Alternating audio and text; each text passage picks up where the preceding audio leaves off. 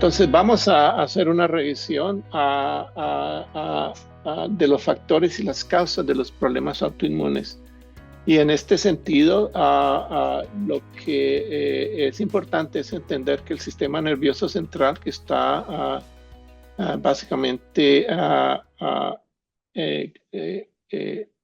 en función de controlar todos los mecanismos de actividad humana, el sistema nervioso central compuesto por el cerebro, por la médula espinal, por los nervios, está en un equilibrio constante con el sistema inmune. El sistema inmune es de mucha importancia para mantener el equilibrio, la homeostasis que todos los órganos del cuerpo tienen que tener. Y en este sentido, esa homeostasis obviamente va a estar en una interacción muy cercana con la función del sistema inmune, de tal manera que el sistema nervioso y el sistema inmune están muy relacionados y están en cierta manera controlados por la función de cada uno de ellos. Y esto es importante tener en cuenta porque cualquier problema de tipo del sistema nervioso central o periférico va a afectar el sistema inmune y viceversa. Cualquier problema inmunológico eventualmente va a afectar el sistema nervioso. Entonces, ¿cuáles son los factores que determinan que pacientes estén expuestos a problemas de tipo inmunológico? Los mayores determinantes de esa respuesta inmunológica son de tipo genético. Nuestros genes determinan los diferentes tipos de reacción inmunológica. Nuestros genes determinan básicamente el contexto de función del sistema nervioso central y periférico. De tal manera que hay un grupo de genes que determinan la susceptibilidad a problemas de tipo inmunológico y algunos de ellos a problemas de autoinmunidad, de tal manera que ese es un factor extremadamente importante. Algunas personas preguntarían por qué mi paciente o por qué mi familiar o por qué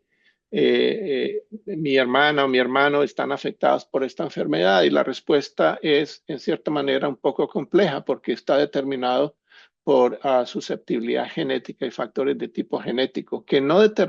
es que sea un gene que determina esa susceptibilidad, es una interacción de muchos genes que básicamente van a hacer una persona más susceptible o no a problemas de tipo inmunológico. Un segundo factor importante es la susceptibilidad inmunológica, y la susceptibilidad inmunológica también es determinado por factores ambientales y factores genéticos. Y obviamente un hecho importante es la edad. La edad, en cierta manera, determina algunos factores de susceptibilidad a problemas de tipo autoinmune e inmunológico. Por ejemplo, sabemos muy claramente que en la edad pediátrica muchos niños pueden ser más susceptibles a problemas de MOGAD, que es el anticuerpo contra la glicoproteína de la mielina, y que en algunas circunstancias desencadena problemas de tipo autoinmune afectando la médula espinal, el nervio óptico o el cerebro. Es también importante tener en cuenta la edad porque en cierta manera en edad temprana es cuando hay muchas enfermedades de tipo autoinmune como la esclerosis múltiple o la neuromielitis óptica que se manifiestan y afectan a diferentes grupos de pacientes. Y en cierta medida, el sexo también determina factores de susceptibilidad. Sabemos claramente que en enfermedades demielinizantes es frecuente tener una preponderancia del sexo femenino para ser afectados por problemas de esclerosis múltiple, también la presencia de otras comorbilidades van a facilitar esa susceptibilidad a problemas de tipo inmunológico. Si hay pacientes que tienen una aparición temprana de diabetes, o si hay pacientes que tengan aparición temprana de otros problemas reumatológicos como eczema, como artritis reumatoidea, todos esos factores obviamente van a determinar susceptibilidad o incremento de susceptibilidad a problemas de tipo autoinmune y de problemas de tipo inmunológico. Ahora, el sistema inmune es un sistema muy bien organizado, es un sistema jerárquico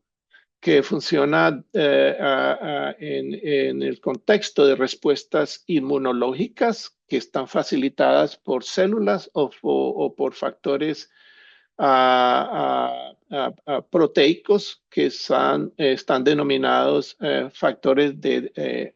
función inmunológica, como son las citoquinas y quimoquinas. Eh, Desde el punto de vista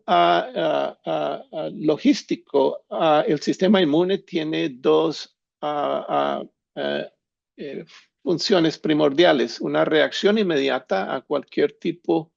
de daño de tejido celular o una reacción más sostenida y de memoria que puede aparecer mucho más tarde después de ser expuesta a diferentes tipos de daño celular. Eso va a llevar a la distinción de dos armas o de dos uh, mayores grupos de respuesta que se denominan inmunidad innata y el otro es inmunidad adaptiva. La inmunidad innata es la reacción inmediata, la reacción que aparece inmediatamente después de un daño del tejido celular en respuesta a una infección, en respuesta a un problema de tipo tóxico o en respuesta a algún problema de tipo metabólico. Esa reacción de inmunidad inmediata está facilitada principalmente por células que se denominan macrófagos y por células que se denominan neutrófilos, y es una reacción muy importante para la defensa a diferentes tipos de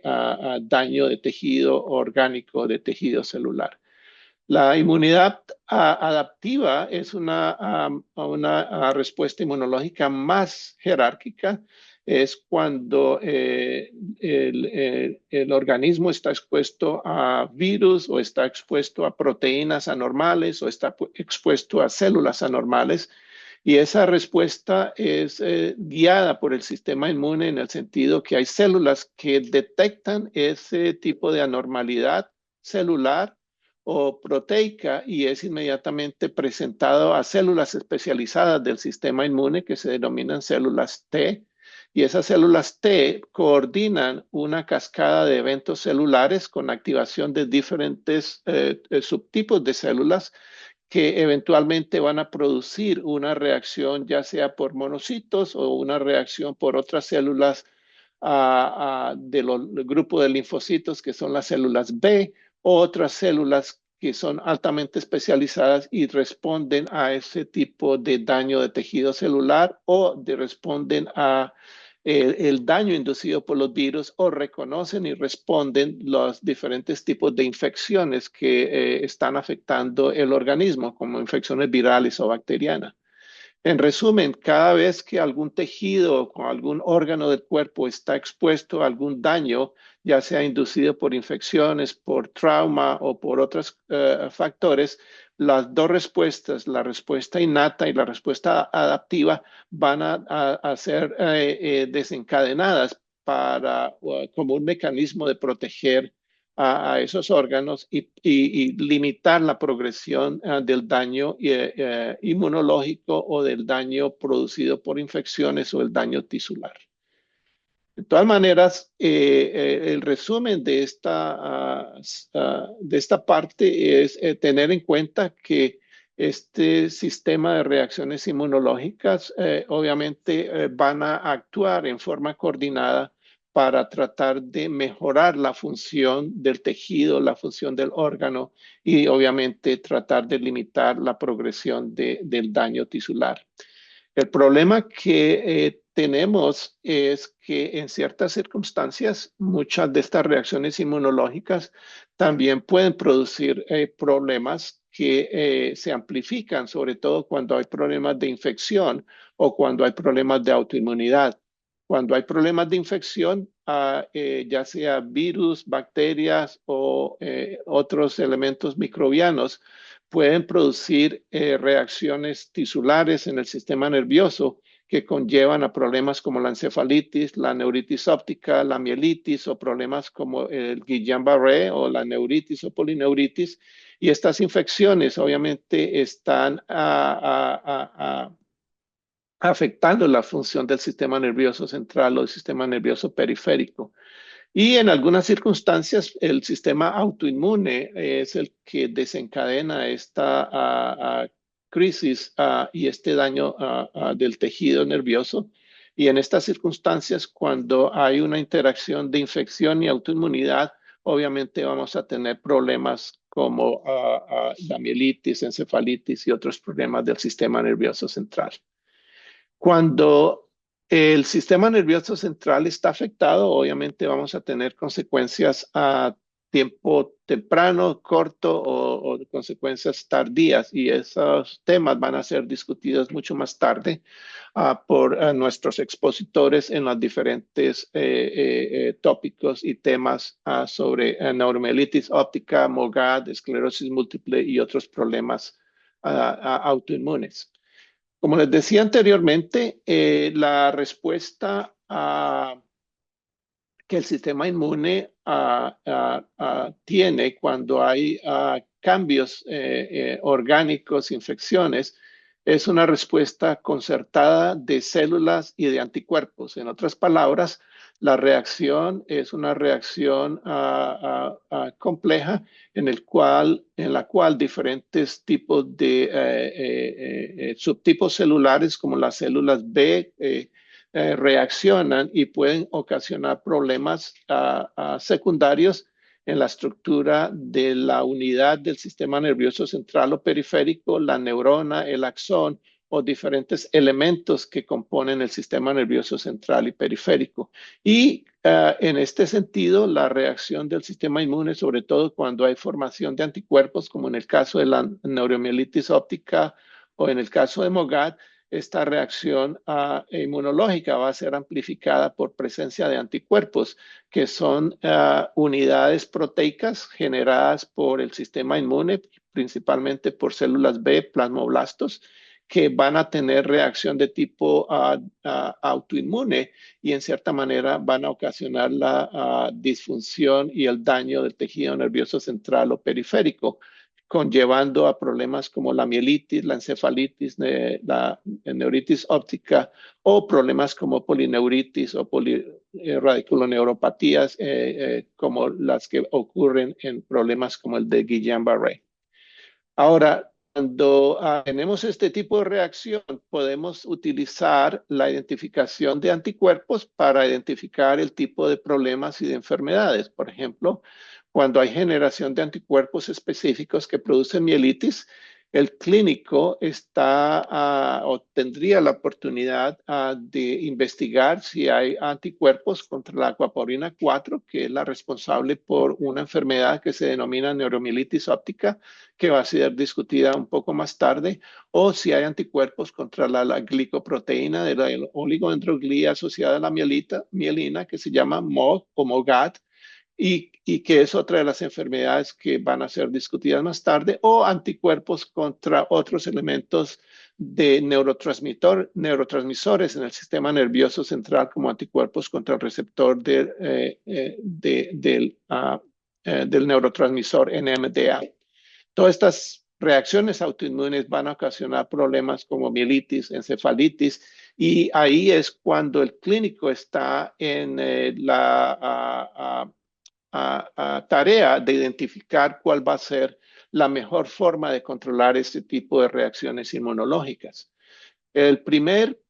paso para el control de esas reacciones inmunológicas es obviamente controlar las células del sistema inmune o los anticuerpos que el sistema inmune está produciendo, que están produciendo daño del sistema nervioso central o periférico. La primera línea de ataque que los clínicos utilizamos para ese tipo de problemas son los esteroides. Los esteroides son unas medicaciones muy poderosas para limitar la proliferación de las células del sistema inmune y para limitar la producción de anticuerpos. Es una de las mejores herramientas de tipo terapéutico porque son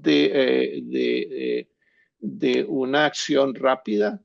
en materia de pocas horas o días, estos esteroides pueden disminuir la producción de células o disminuir el ataque de las células contra el sistema nervioso central y limitar la producción de anticuerpos.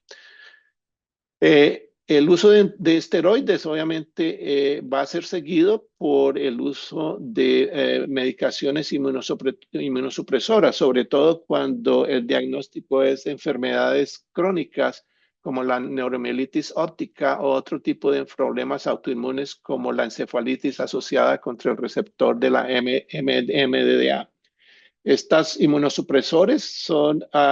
medicaciones que van a hacer la misma función de los esteroides en limitar la producción y proliferación de las células del sistema inmune y la producción de anticuerpos. Y estos inmunosupresores, en cierta manera, son mucho más seguros para uso de tiempo prolongado. Uno de los problemas de los esteroides es que los esteroides son muy efectivos, pero durante la fase aguda, pero desde el punto de vista de tratamiento es muy difícil sostener un tratamiento con esteroides para un paciente por la cantidad de efectos adversos y colaterales que los esteroides pueden traer para ese paciente. Una tercera línea de acción para controlar el sistema inmune es una terapia que se denomina plasmaferesis. La plasmaferesis es una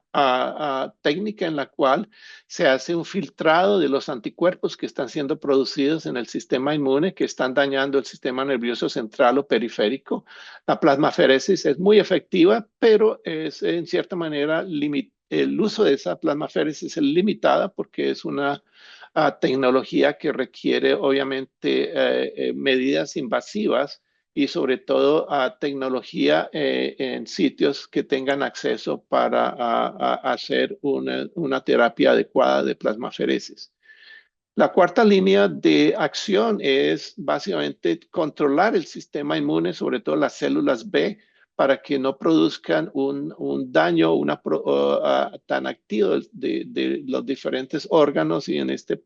sentido del sistema nervioso central. Hay una técnica que es la ablación de las células B utilizando medicaciones como rituximab o criluzumab. Estas medicaciones limitan la producción de células B, básicamente van a disminuir dramáticamente la producción de células B y simultáneamente van a disminuir la producción de anticuerpos que pueden estar dañando el sistema nervioso central, como en el caso de la aquaporina 4, o va a disminuir el efecto de las células B para producir una activación de las células T que pueden estar participando en el daño tisular. Otro mecanismo de terapia es con inmunoglobulinas. Hay algunas enfermedades, por ejemplo en MOGAD, donde la inmunoglobulina es efectiva para controlar la progresión de problemas de tipo inmunológico. Y más recientemente se ha introducido medicaciones que controlan el complemento, que es uno de los elementos del sistema nervioso, del sistema inmune, que es producido durante reacciones inmunológicas y que es uno de los factores importantes para desencadenar daño tisular. Estas medicaciones son muy activas y son muy buenas para controlar problemas como la neuromielitis óptica. Y finalmente, en el futuro es muy importante tener en cuenta que la investigación probablemente para producir vacunas que limiten la iniciación o la proliferación de reacciones inmunológicas va a ser probablemente una de las formas que se van a utilizar para limitar la progresión o la aparición de este tipo de enfermedades inmunológicas. De tal manera que en estos momentos existen muchas formas y lo más importante es que los pacientes y las familias tengan acceso a los recursos necesarios para implementar estas terapias y limitar la progresión de enfermedades autoinmunes y enfermedades neuroinmunológicas. Una parte importante que quería comentarles es que en cierta manera el avance de la neurología en los últimos 15 años ha sido centrado en identificar los factores que producen estas enfermedades y los mecanismos inmunológicos y patológicos. Y en esta manera es muy importante clarificar que en los últimos 15, 20 años ha existido un gran avance en identificar las causas y los factores que están afectando pacientes con enfermedades raras autoinmunes como la neuromielitis óptica. En el caso de la neuromielitis óptica, la identificación de la aquaporina 4 ha sido una de las revoluciones más importantes de la neurología, la identificación de anticuerpos contra MOG y sobre todo la identificación de diferentes elementos que participan en este tipo de reacciones que afectan el sistema nervioso central. Han sido importantes porque identificar los mecanismos patogénicos facilitan la identificación de las mejores armas de tipo terapéutico que van a ser utilizadas. Y en este sentido, la identificación de virus, la identificación de anticuerpos va a facilitar ese tipo de tratamiento, de tal manera que el espectro de terapias se ha amplificado y ha sido importante para entender estas enfermedades. Con esto quiero terminar y nuevamente muchas gracias a la sRNA para facilitarnos este mecanismo de comunicación con todos ustedes. Muy amables, gracias.